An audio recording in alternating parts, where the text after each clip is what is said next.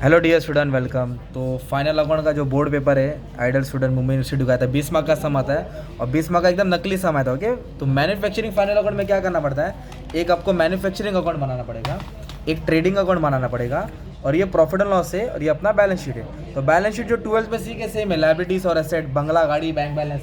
तो एसेट्स होता है और कर्जा किधर आ जाएगा अपना, कर्जा इस तरफ आएगा। रहने दो बच्चों लोग को चिल्लाना दो आराम से थोड़ा। क्रेडिटर, बिल्स पेबल इस तरफ आ जाएगा ना, यह प्रॉपर्टी आता है। ऑफिस का खर्चा किधर आएगा, प्रॉफिट एंड लॉस में। और कैसे है ना, ट्रेडिंग अकाउंट में ना, जो हम लोग ट्रेडिंग अकाउंट में लिखते थे ना, वो पूरा मैन्युफैक्चरिंग अकाउंट में आ जाएगा। जो ट्रेडिंग अकाउंट में लिखते थे पूरा कहाँ आ जाएगा, मैन्युफैक्चरिंग। मतलब या फैक्ट्री के रिलेटेड आएगा या ऑफिस के रिलेटेड आएगा। तो ट्रेडिंग अकाउंट एकदम वीराना हो जाएगा, सिर्फ सेल्स आएगा। क्या आएगा, सेल्स। और इसमें क्या चीज़ नया मालूम है क्या, स्टॉक। इसमें स्टॉक दिया रहेगा और there are 3 types of stock. Raw material होता है, वर्क इन प्रोग्रेस होगा और फिनिश गुड्स। तो रॉ मटेरियल मतलब कच्चा माल, वर्क इन प्रोग्रेस मतलब तैयार कर रहे हैं और फिनिश गुड्स मतलब रेडी कर दिया ना। तो इसका मतलब क्या हो गया, समझ लीजिए आलू हो गया, इसको तेल में डाला और ये वड़ा पाव हो गया ना यार। तो जो रॉ मटेरियल और वर्क इन प्रोग्रेस है ना, raw material work in progress, वो आपका मैन्युफैक्चरिंग अकाउंट में आएगा। कहाँ आएगा आपका वो, मैन्युफैक्चरिंग। और फिनिश गुड्स किधर आएगा, ट्रेडिंग अकाउंट। तो इधर ओपनिंग स्टॉक आएगा, इधर क्लोजिंग स्टॉक आएगा, इधर भी ओपनिंग आएगा, इधर भी क्लोजिंग आएगा। पर इधर फिनिश गुड्स का आएगा और जो रॉ मटेरियल और वर्क इन प्रोग्रेस आएगा वो मैन्युफैक्चरिंग में आएगा ना। टेबल को एक बार लिखा जाएगा और एडजस्टमेंट आधा ऊपर है, ठीक है। तो एडजस्टमेंट को 2 बार लिखा जाएगा। तो कैसे सम स्टार्ट करने का, पहले तो मेहंदी नहीं कॉलम बनाने का, ठीक है। चलो स्टार्ट। तो ये डेबिट अमाउंट है, क्या ये, तो डेबिट में लिखना पड़ेगा। या तो मैन्युफैक्चरिंग के डेबिट, या तो ट्रेडिंग के डेबिट, या तो पीएनएल के डेबिट, नहीं तो एसेट में दिए थे ना। और क्रेडिट वाला इधर इधर इधर, नहीं तो लाइबिलिटीज में आएगा। तो अभी पहला ये देखो, स्टॉक दिया, देखो रॉ मटेरियल दिया है, वर्क इन प्रोग्रेस दिया है और फिनिश गुड्स दिया है। तो जो रॉ मटेरियल और वर्क इन प्रोग्रेस किधर आएगा, मैन्युफैक्चरिंग किधर आएगा, और फिनिश गुड्स किधर आएगा, ट्रेडिंग में। तो ऐसा लिखा जाएगा, opening stock of raw material 8000, जिधर लिख दिया 8000। Opening stock of finish goods कितना दिया है, 1500, इधर लिख देंगे 1500। टोटल बाहर डाल दिया, ठीक है। But opening stock of finish goods manufacturing में नहीं लिखेंगे, ट्रेडिंग अकाउंट में लिखेंगे। किधर लिखेंगे वो, ट्रेडिंग अकाउंट में। किधर आएगा, इधर लिखेंगे opening stock of finish goods 9000। तो इधर किसका आएगा, रॉ मटेरियल और वर्क इन प्रोग्रेस। और इधर किसका स्टॉक आएगा, फिनिश गुड्स। फिनिश गुड्स कौन सा, फिनिश। ये 3 एंट्री हो गई है। अभी क्या परचेस किया है, रॉ मटेरियल। तो जो भी परचेस किया फैक्ट्री का रहता है, तो फैक्ट्री का खर्चा किधर आएगा, मैन्युफैक्चरिंग। फैक्ट्री का खर्चा इधर लिखेंगे, to purchase of raw material कितना दिया है भाई, 1,35,000। उसके बाद दिया है रॉयल्टीज, क्या दिया है, तो जो रॉयल्टीज़ का मतलब होता है ट्रेडमार्क, कॉपीराइट, पैटेंट इस्तेमाल करने का। तो ये भी फैक्ट्री का ही खर्चा है। तो फैक्ट्री का खर्चा किधर आ जाएगा, मैन्युफैक्चरिंग का। तो इधर लिखेंगे 2 रॉयल्टीज़, क्या लिखेंगे, 2 रॉयल्टीज़। कितना दिया रॉयल्टीज़, 3000। ओके। उसके बाद बोला डायरेक्ट वेजेस, क्या है, direct wages, direct material, direct expense, manufacturing. Factory बोलो तो मैन्युफैक्चरिंग और ये खाली रहेगा ट्रेडिंग अकाउंट। ओके, तो आपको यहाँ लिखना पड़ेगा 2 डायरेक्ट वेजेस। क्या लिखेंगे, 2 डायरेक्ट वेजेस। कितना दिया डायरेक्ट वेजेस, 24,000। इधर लिख देंगे 24,000, ठीक है। उसके बाद क्या दिया है, फैक्ट्री रेंट। क्या दिया है, फैक्ट्री है तो आग बंद करके किधर आ जाएगा, मैन्युफैक्चरिंग में। किधर आ जाएगा, मैन्युफैक्चरिंग मतलब यहाँ लिख देंगे ना। अगर ऑफिस रेंट बोला रहता तो प्रॉफिट एंड लॉस में आता, ऑफिस रेंट बोला रहता तो प्रॉफिट एंड लॉस, और फैक्ट्री बोला तो इधर लिखेंगे 2 फैक्ट्री रेंट। ओके। अमाउंट कितना दिया फैक्ट्री रेंट का, 2500, इधर लिख देंगे 2500, ठीक है। उसके बाद क्या बोला, कंप्यूटर। क्या है, बंगला, गाड़ी, बैंक बैलेंस, सब क्या होता है, एसेट्स होता है ना। तो कंप्यूटर का अमाउंट कितना दिया, 25,000, इधर लिख देंगे कंप्यूटर। और कंप्यूटर पे एडजस्टमेंट निशान बनाया तो इसको अंदर कॉलम में लिखेंगे। समझा तो एडजस्टमेंट का क्या करना है। मशीनरी भी क्या होता है, अपना एसेट्स होता है। तो मशीनरी को एसेट्स में लिखेंगे 35,000। ओके। फिर बोला सेल्स, क्या बोला है, तो ये तो एसेट्स हो गया। सेल्स मतलब क्या, कस्टमर को हम लोग वड़ा पाव बेचेंगे कि आलू बेचेंगे, वड़ा पाव बेचेंगे ना। तो वड़ा पाव क्या होता है, फिनिश गुड्स होता है। तो फिनिश गुड्स बोले तो ट्रेडिंग अकाउंट। तो सेल्स ट्रेडिंग अकाउंट में आता है, राइट, क्योंकि इधर बनता है और ट्रेडिंग में बेचा जाता है। तो सेल्स दिया 2,30,000। 2,00,000 अगर सेल्स रिटर्न रहता तो अंदर लिख के माइनस करके बाहर डालते।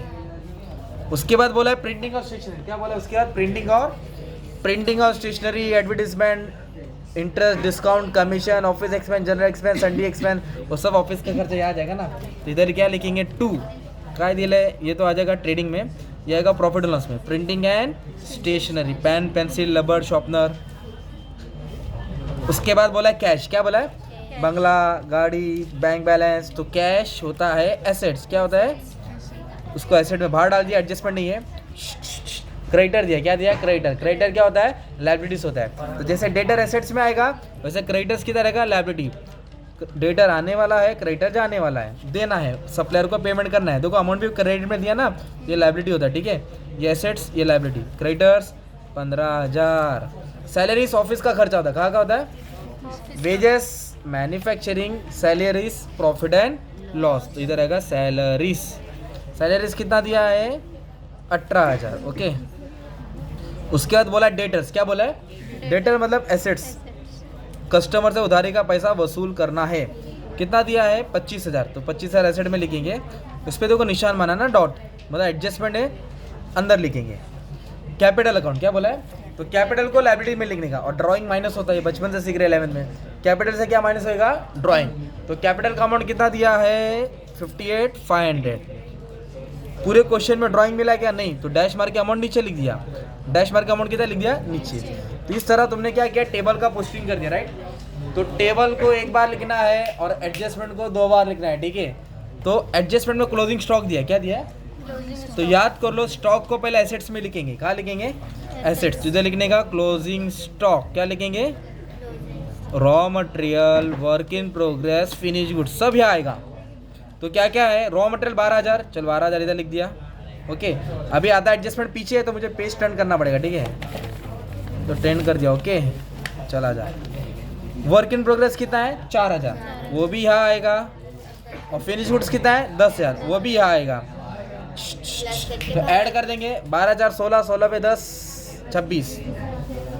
तो ये एक इफेक्ट हो गया। पर एडजस्टमेंट को कितना बार लिखते हैं? 2 बार। तो अभी ये नाम आपको पढ़ना पड़ेगा। ये क्या है? रॉ मटेरियल, और ये वर्क इन प्रोग्रेस। ये कहाँ आता है? मैन्युफैक्चरिंग में आएगा। और उसको कहाँ लिखेंगे? क्रेडिट। क्रेडिट में क्यों लिखेंगे? क्योंकि ये कौन सा स्टॉक है? क्लोजिंग स्टॉक है। तो रॉ मटेरियल इधर आएगा 12,000, वर्क इन प्रोग्रेस 4,000 यहाँ आ जाएगा, ठीक है? 12,000 यहाँ माइनस भी कर सकते हैं, हम लोग अलग ही लिख रहे। वापस से ये दोनों किधर है? मैन्युफैक्चरिंग में। बट फिनिश गुड्स किधर आएगा? ट्रेडिंग अकाउंट के क्रेडिट साइड। कितना दिया है? 10,000। तो हो गया, हम लोग ने किसका इफेक्ट दे दिया? क्लोजिंग स्टॉक का दे दिया। पहले कहा लिखा हमने? एसेट्स में। Raw material, work in progress manufacturing में, फिनिश गुड्स किधर रहेगा? ट्रेडिंग में। अभी नेक्स्ट क्या बोला है? डेप्रिसिएशन। क्या बोला है? तो डेप्रिसिएशन मतलब माइनस करने का। मशीन पे 10, तो मशीन के ऊपर 10% निकालेंगे। 35,000 पे 10%, 3,500, 31,500 बाहर आ जाएगा, ठीक है? अब रुक जाओ, आगे जा रहे गुलशन। उसके बाद बोला है कंप्यूटर पे 10%। कितना परसेंट? तो कंप्यूटर का भी डेप्रिसिएशन माइनस करेंगे। 2500 है तो 22,500। कितना आएगा? 22,500। डेप्रिसिएशन मतलब वैल्यू कम हो गया तो लॉस होता है। तो कंप्यूटर का डेप्रिसिएशन प्रॉफिट एंड लॉस में आएगा।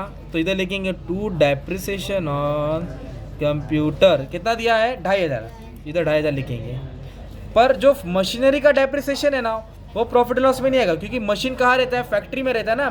तो फैक्ट्री बोलो तो मैन्युफैक्चरिंग। तो इधर लिखेंगे to depreciation on plant and machinery 3,500। तो ये मशीन था, इसके लिए किधर है? और कंप्यूटर का, फर्नीचर का, मोटर वैन का किधर रहेगा? Profit and loss.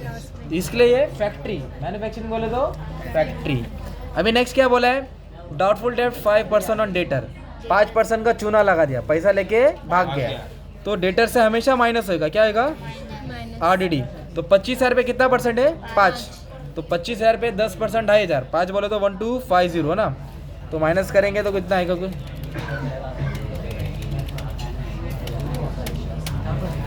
23,750। RDD मतलब पैसा लेके भाग गया ना, तो ये लॉस हो गया। तो इसको किधर लिखेंगे? PNL के डेबिट। कहाँ लिखेंगे? PNL के डेबिट। इधर लिखेंगे to new RDD। To new कितना दिया है? 1250। ओके, इधर आ गया। और इधर बोला है during the year finish goods. कौन सा गुड्स था? फिनिश गुड्स मतलब वड़ा पाव, राइट? क्या हो गया? 4,000 का लॉस बाय फायर, आग लग गया, सत्यानाश हो गया। मतलब गुड्स आ रहा है कि जा रहा है? इधर आएगा। तो इधर लिखेंगे by goods lost by fire. 4,000 का माल गया, आग लग गया, तो फायदा हुआ कि लॉस हुआ? लॉस। तो जो भी लॉस होगा PNL के किधर आएगा? इधर लिखेंगे to goods loss by fire.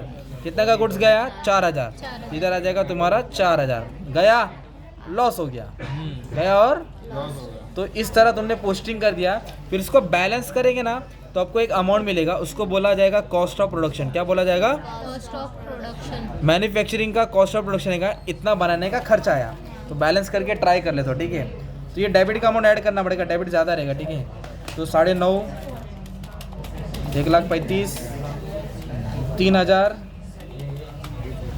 24,000, 2,500, 3,500, तो ये 177,500 है। 177, उसमें से 16,000 माइनस करेंगे। कितना माइनस करेंगे? 16,000। तो जो बैलेंस आए ना आपका 161,500, वो तुम्हारा क्या हो गया? Cost of production. क्या हो गया? Cost of production. उसको यहाँ ट्रांसफर करने का, किधर? ट्रेडिंग। क्या करके लिखेंगे? Manufacturing account. क्या लिखेंगे? मैन्युफैक्चरिंग। और इधर लिखेंगे कॉस्ट ऑफ प्रोडक्शन। तो कितना है? 161,500। फिर उसको सॉल्व करेंगे तो ये ज़्यादा आएगा, तो ये हो जाएगा ग्रॉस प्रॉफिट। क्या हो जाएगा? फिर ग्रॉस प्रॉफिट को घर पे नहीं लेके आने का, डेबिट है तो किधर आएगा? क्रेडिट में। तो इधर लिखेंगे ग्रॉस प्रॉफिट। इसको सॉल्व करेंगे, समझो ज़्यादा आ गया तो नेट प्रॉफिट मिलेगा। क्या मिलेगा? तो नेट प्रॉफिट इधर आके ऐड करने का। क्या करने का? इधर ऐड करने का। तो इन दोनों को ऐड करके बाहर डाल देंगे, इस तरह तुम्हारा टैली हो जाएगा। राइट, टैली भी नहीं किया तो कुछ तो मार्क्स मिलेगा। कितना मार्क्स? कुछ नहीं, 20 मार्क का था एग्जाम में यार। कितना मार्क का है? 15 प्लस मिलेगा, बहुत बड़ी बात है। तो 12 मिनट में तुमको सम सॉल्व कर दिया, तुमको एग्जाम में आधा घंटे में करने का है। ठीक है, थैंक यू वेरी मच।